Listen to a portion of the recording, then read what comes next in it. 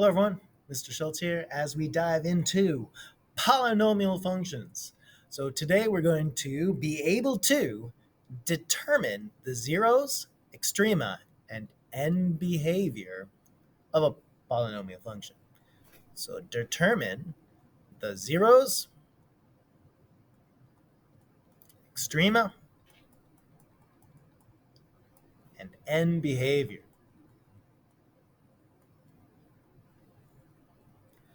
So it says use the graph to state the number of real zeros of the function, circle the extrema, state the domain range, and the end behavior. So what we're going to do is, hey, let's color it in purple. So I have one here. Where does the zeros is where it hits the x-axis. I'm just going to make a mark every time it passes through. I'm going to answer it. So let's type this out.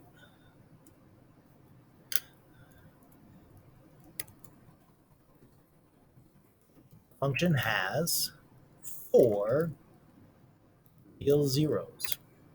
Okay. Now it states circle the extrema. Well, that means like the turning points. How many times does it like turn around? So let's circle it. So let's circle it. Circle it in green.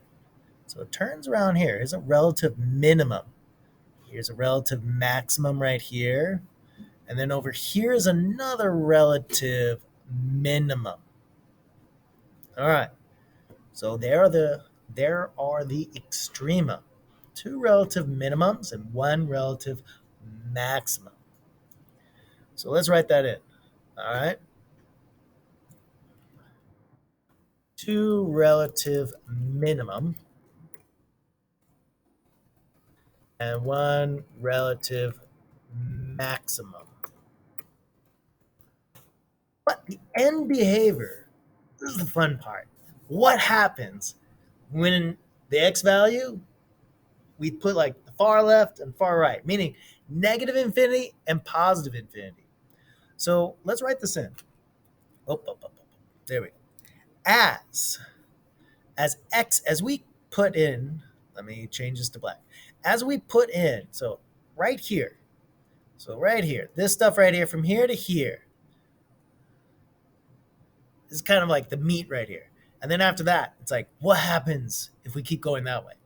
So as we go to the left, as x approaches negative infinity, as you keep going further and further to the left, as you keep going further and further, less values for x, hey, look, it's pointing up and to the left. That means the function f of x or y is going to approach, well, it's going up or down? It's going up. So it's going to approach positive infinity. It's going to go further up, up. And then let's write it over here. As x approaches infinity, meaning it's going to the right, well, it's still going up. So the function, the output, the y, is going to be positive infinity. So let's jump into the next one. Let's see if we got this. Why don't you pause, and I want you to try to do this one. First, tell me the zeros and the extrema in 3, 2, 1. All right, so the function has 3 real zeros. Let me label them right now. They're every time it passes through the x-axis. So here's 1, here's 2, here's 3. And it has 2 extrema, 1 relative maximum and 1 relative minimum. And now we can talk about end behavior. As x goes negative infinity, as x approaches negative infinity, what's happening to y, or the output of the function? It's going down.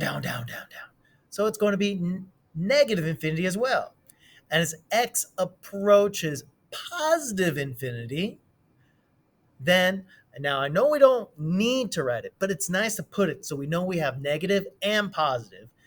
The output, the input is x, the output is going to be positive infinity.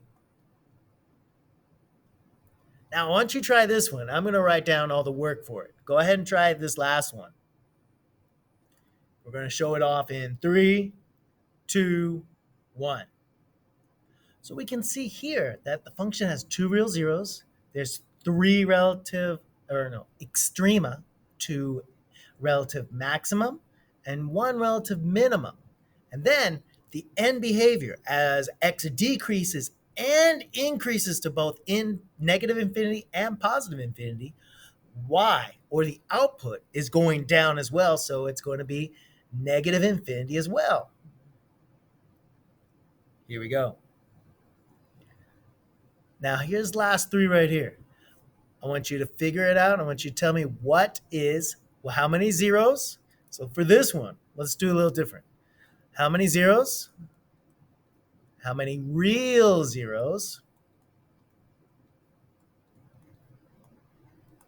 And how many, and end behavior.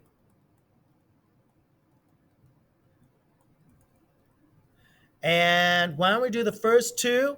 And I want you to just do the first 2 right here.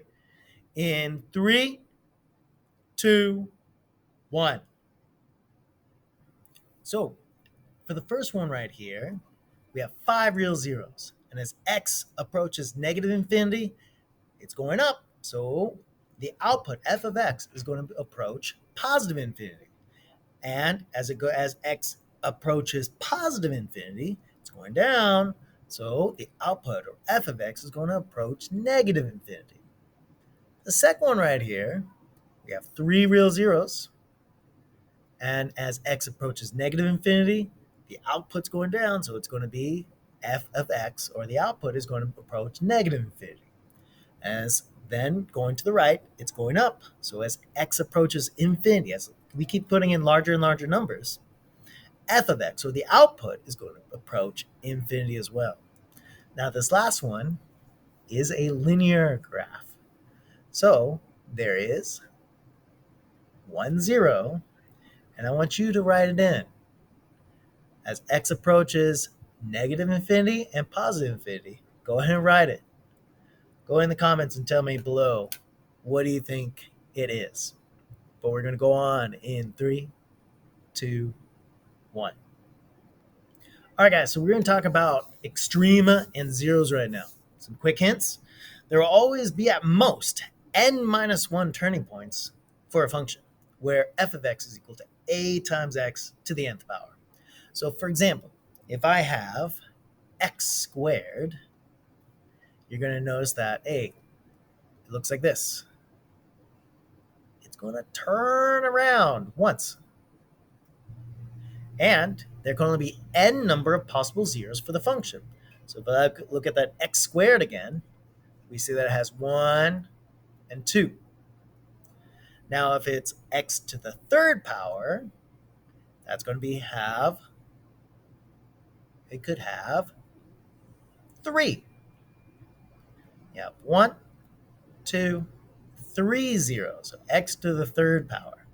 It's going to have 3 zeros. And how many turning points? It's to the 3rd power, so we're going to minus 1. So it's going to have 2 extrema. Should have done that in a different color right there. So 1, 2. At most, 3 real zeros and 2 turning points. Now, that is to say, however, that it doesn't need to have any zeros. So if you look at x squared again, it could be above it. And then, hey, there's no real zeros. There's no real zeros. There's some imaginary ones, but no real ones. So how many extrema turning points and how many possible zeros could the following function have? So we look at it. Now, we only need, and this is why the last one is important, we only really need to know about the degree. We don't need this extra stuff. So it's x to the 3rd. So that means I could have three possible zeros,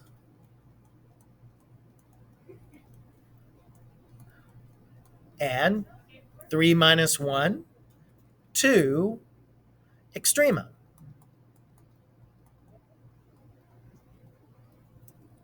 All right, let's check on the next one. So that's literally just it. Let's go on. So here it is. Now, how many zeros are there? Well, it looks like there's only one, but it could have had 3. Now it has 2 Extrema. So we do a quick check and we look and we go, okay, cool.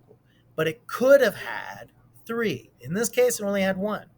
Now we can still talk about end behavior right now. So let's write that down. The end behavior. As x approaches negative infinity, the output, well, it looks like it's going down, is going to be negative infinity. And as x approaches positive infinity, the output or the function, the y, is going to approach positive as well. All right, let's catch up in 3, 2, 1. All right, so if we look at this right here, we're going to notice that there are some points that we want to check out. Now, if we don't have a graphing calculator, we could figure it out and we could plug these in. Basically, what we're going to do is we're going to just plug in some numbers. So we're going to plug in just the following into this equation right here. And so every single time we have to plug in a new number, we just plug it in. So 3 times 3, 9. 3 times 3, 9. 9 times 9 is 81. But it's negative. And then 3 times 3, 9 times 3 is 27, but it's negative 27. But it's still minus. And then negative 3 times negative 3, 9, and then times 5. And then this minus 3, I can put those together and put minus 6. And so we are literally going to see that 45 minus 6, well, 27 plus 45 is 72. And then 81 minus 72, that's going to give us negative 9 minus 6. Okay, so that's negative 15. Go ahead and fill out this chart, show your work, and then you'll see once it goes you'll see hey, it's negative 15, and that's going to probably be negative 10, and then negative 9. It's going up and up, and then when it starts going down, when the numbers start changing direction, so instead of it went up to negative 5 and then it comes back to negative 6, then you're going to know that it changed directions. So what you're going to do is you're going to plug and chug and figure out these numbers. You could also use a calculator to help you out on that. And then just, figure out between what x coordinates should the relative maximum and the relative minimum. So for example, I'm going to put the next 2 right here.